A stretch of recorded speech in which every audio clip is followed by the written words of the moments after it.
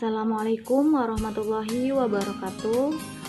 Sebelumnya saya izin memperkenalkan terlebih dahulu.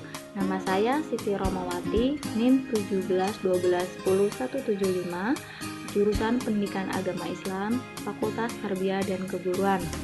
Baiklah, saya di sini akan menyampaikan materi tentang jenis-jenis penelitian, pendekatan penelitian, perbedaan penelitian kuantitatif dan kualitatif, dan yang terakhir yaitu teknik pengumpulan data.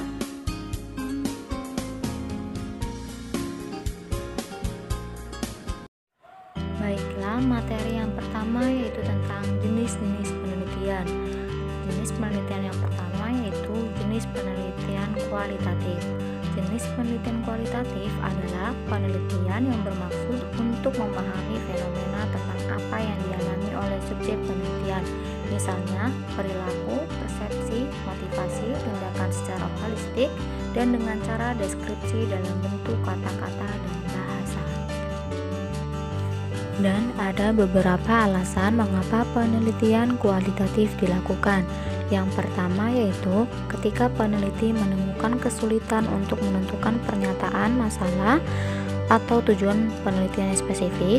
Yang kedua, ketika saat menentukan tujuan penelitian dibutuhkan pemahaman yang lebih detail dan mendalam. Yang ketiga, ketika tujuan dari suatu penelitian adalah untuk mempelajari bagaimana fenomena terjadi dengan secara alami. Yang keempat, ketika peneliti ingin mempelajari beberapa konteks penelitian yang saling berkaitan. Dan yang terakhir yaitu ketika dibutuhkan suatu pendekatan yang lebih update. Jenis penelitian yang kedua yaitu jenis penelitian kuantitatif. Penelitian kuantitatif adalah metode untuk mencari dan mengumpulkan data yang dapat diukur dengan persentase atau angka. Biasanya data akan diproses lebih lanjut menggunakan teori, model, dan rumus matematika. Dan dari data tersebut nantinya akan diambil sebuah kesimpulan. Tujuan penelitian kuantitatif yang pertama yaitu untuk mengembangkan model matematis, yang kedua untuk membantu dalam menentukan hubungan antara variabel dalam sebuah populasi. Yang ketiga yaitu jenis penelitian R&D. Penelitian R&D adalah metode penelitian yang digunakan untuk menghasilkan produk tertentu dan menguji keefektifan produk tersebut. Produk tersebut dapat berarti produk baru atau memodifikasi produk yang sudah ada.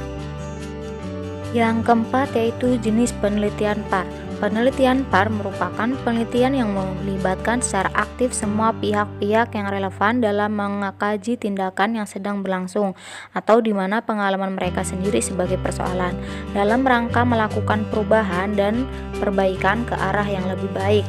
Yang mendasari dilakukannya PAR adalah kebutuhan kita untuk mendapatkan perubahan yang diinginkan. Jenis penelitian yang terakhir yaitu jenis penelitian kombinasi. Penelitian kombinasi adalah suatu metode penelitian yang mengkombinasikan atau menggabungkan antara metode kuantitatif dan metode kualitatif untuk digunakan secara bersama-sama dalam suatu kegiatan penelitian sehingga didapatkan data yang lebih komprehensif, valid, reliable, dan objektif. Baiklah, materi yang kedua yaitu tentang pendekatan penelitian. Pendekatan penelitian ini ada dua, ada pendekatan penelitian kualitatif dan pendekatan penelitian kuantitatif. Untuk pendekatan penelitian kualitatif yaitu suatu penelitian yang ditujukan untuk mendeskripsikan dan analisis fenomena, peristiwa, aktivitas sosial, sikap, pemikiran orang secara individual maupun kelompok. Data dihimpun dengan pengamatan yang sesama, mencakup deskripsi dalam konteks yang mendetail disertai catatan hasil wawancara yang mendalam, serta hasil analisis dokumen. Baiklah, yang kedua yaitu pendekatan penelitian kuantitatif. Pendekatan penelitian kuantitatif adalah metode penelitian yang menekankan pada fenomena-fenomena yang objektif dan digunakan untuk meneliti pada populasi atau sampel-sampel tertentu. Teknik pengambilan sampel pada umumnya dilakukan secara random. Pengumpulan data menggunakan instrumen penelitian, analisis, data bersifat kuantitatif atau statistik dengan tujuan untuk menguji hipotesis yang ditetapkan. Baiklah, yang ketiga yaitu tentang perbedaan penelitian kualitatif dan kuantitatif. Dalam perbedaan ini ada 10 perbedaan. Yang pertama yaitu dalam desain penelitian. Dalam desain penelitian ini, penelitian kualitatif bersifat umum, fleksibel, dan dinamis. Penelitian kualitatif dapat berkembang selama proses penelitian berlangsung. Sedangkan penelitian kuantitatif yaitu bersifat khusus, terperinci, dan statis. Alur dari penelitian ini yaitu sudah direncanakan dari awal dan tidak bisa diubah lagi. Yang kedua yaitu dari analisis data. Kualitatif dapat dianalisis selama proses penelitian berlangsung, sedangkan kuantitatif yaitu dapat dianalisis pada tahap akhir sebelum laporan. Yang ketiga yaitu istilah subjek penelitian. Kualitatif biasa disebut dengan narasumber, sedangkan kuantitatif yaitu biasa disebut dengan responden. Yang keempat yaitu cara memandang fakta. Kualitatif sendiri, penelitian kualitatif memandang fakta atau kebenaran tergantung cara peneliti menginterpretasikan data. Sedangkan kuantitatif yaitu penelitian kuantitatif memandang fakta atau kebenaran berada pada objek penelitian di luar sana. Peneliti itu harus netral dan tidak memihak. Yang kelima yaitu pengumpulan data. Kualitatif lebih berfokus pada sesuatu yang tidak bisa diukur oleh hitam putih kebenaran, sehingga pada penelitian kualitatif peneliti mengontrol data sedalam-dalamnya. Sedangkan kuantitatif yaitu pengumpulan data dilakukan dengan menggunakan serangkaian instrumen penelitian berupa tes atau kuesioner. Dan yang keenam yaitu representasi data. Kualitatif, hasil penelitian kualitatif berupa interpretasi peneliti akan sebuah fenomena, sehingga laporan penelitian akan lebih banyak mengandung deskripsi. Sedangkan kuantitatif yaitu hasil penelitian kuantitatif dipresentasikan dalam bentuk perhitungan matematis. Hasil perhitungan dianggap sebagai fakta yang sudah terkonfirmasi. Yang ketujuh yaitu tentang implikasi hasil riset. Kualitatif yaitu memiliki implikasi yang terbatas pada situasi-situasi tertentu. Sedangkan kuantitatif, hasil penelitian kuantitatif berupa fakta atau teori yang berlaku secara umum, kapanpun dan dimanapun fakta itu berlaku. Yang kedelapan yaitu macam metode. Kualitatif yaitu fenomenologi, etnografi, studi kasus, historis, grounded teori. Sedangkan kuantitatif yaitu eksperimen, survei, korelasi, regresi, analisis jalur, dan ekspos faktor. Yang kesembilan yaitu tujuan penelitian.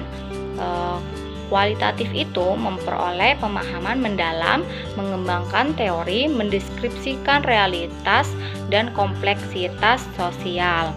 Sedangkan kuantitatif itu menjelaskan hubungan antara variabel, menguji teori, melakukan generalisasi fenomena sosial yang diteliti.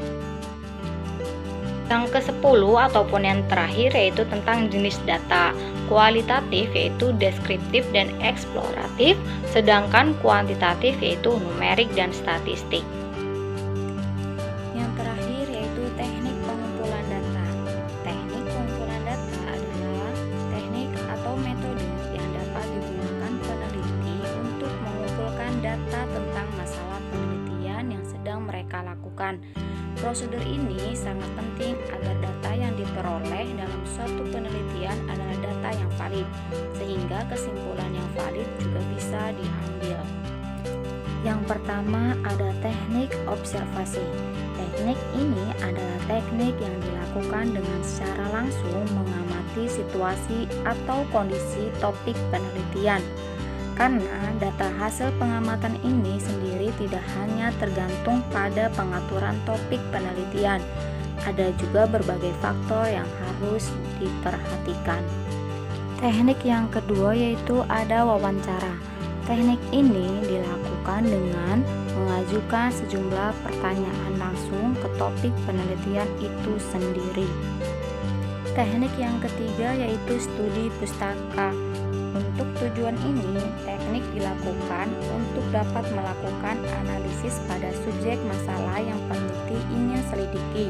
Untuk teknik pengumpulan ini tentu sangat cocok untuk menemukan perpustakaan.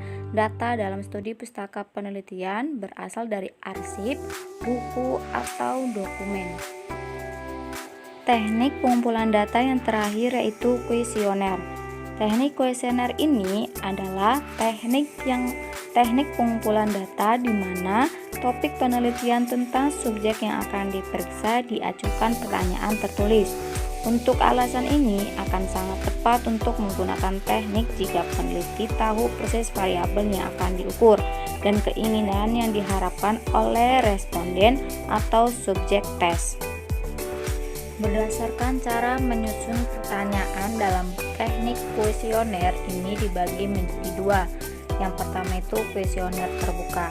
Kuesioner terbuka adalah suatu kuesioner di mana pertanyaan-pertanyaan yang dituliskan tidak disediakan jawaban pilihan, sehingga responden dapat bebas atau terbuka luas untuk menjawabnya sesuai dengan pendapat atau pandangan dan pengetahuan. Yang selanjutnya yaitu kelebihan dan kekurangan kuesioner terbuka. Kelebihan kuesioner terbuka yang pertama, menyusun pertanyaan sangat mudah.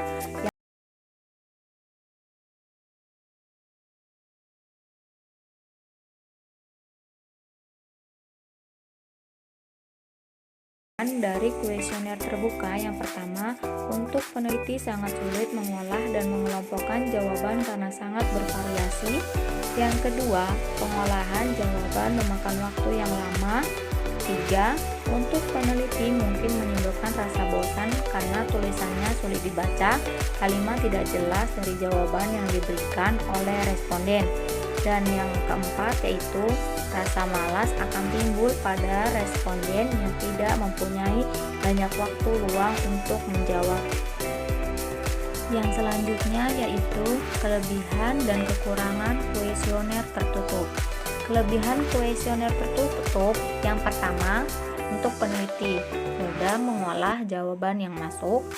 Yang kedua, untuk peneliti waktu yang dimanfaatkan dalam pengelompokan jawaban menjadi singkat karena dapat memanfaatkan bantuan enumerator. Yang ketiga, untuk responden mudah memilih jawaban. Yang keempat, untuk responden dalam mengisi jawaban memerlukan waktu yang singkat. Kelemahan kuesioner tertutup. Yang pertama, untuk peneliti dalam penyusunan pertanyaan perlu berhati-hati agar tidak ditafsirkan lain atau berarti ganda. Yang kedua, untuk responden, kebebasan menjawab merasa dibatasi. Yang kedua yaitu kuesioner tertutup. Kuesioner tertutup adalah suatu kuesioner di mana pertanyaan-pertanyaan yang dituliskan telah disediakan jawaban pilihan, sehingga responden tinggal memilih salah satu dari jawaban yang telah disediakan. Teknik pengumpulan data yang terakhir yaitu dokumen. Dokumen adalah catatan peristiwa yang telah lalu. Dokumen dapat berbentuk tulisan, gambar, atau karya monumental dari seseorang lainnya. Dokumen yang berbentuk tulisan, misalnya catatan harian, sejarah kehidupan, cerita, biografi, peraturan, kebijakan. Dokumen yang berbentuk gambar, misalnya foto, gambar hidup, sketsa, film, video, CD, DVD. Dokumen yang berbentuk karya, misalnya karya seni, karya lukis, patung naskah, tulisan, dan prasasti. Itulah materi yang dapat saya sampaikan. Kurang lebihnya mohon maaf. Wassalamualaikum warahmatullahi wabarakatuh.